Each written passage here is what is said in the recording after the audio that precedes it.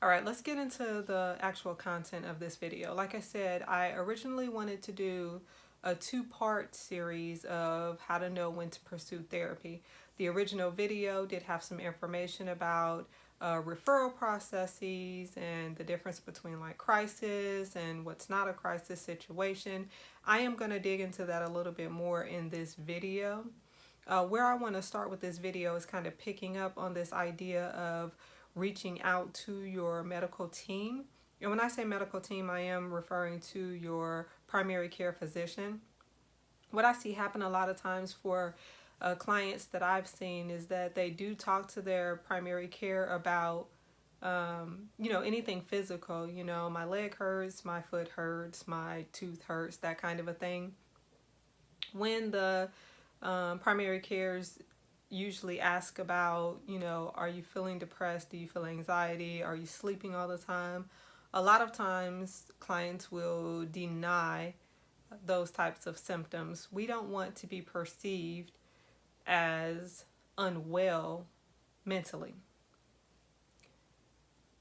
In the introduction video, what I said was that I wanted to spend some time throughout the course of this channel dispelling some of the myths of therapy. And so one of the reasons I wanted to do the video on how to know when it's time to pursue therapy is because I definitely want to address what is a common misconception and a huge stigma around mental health. Mental health professionals are not in business only for the quote unquote crazy. We are not here to pursue working with those people who have severe mental illness only. That is not our job. That is not our function. Our job, our role is to reach people before you get into a state of crisis. That way you are able to navigate the crisis when it does happen. Why do I say that? Because life inevitably is full of crises. We always experience those times of high extreme emotionality. You lose jobs, we lose loved ones, you might lose a home.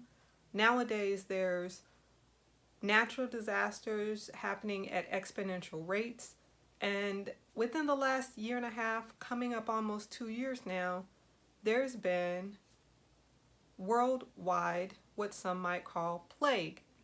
It's been a pandemic. These are states of crises. These are things that throw us into emotional states of heightened degrees. You don't have to be crazy. You don't have to be mentally unwell, so to speak, to seek out a therapist.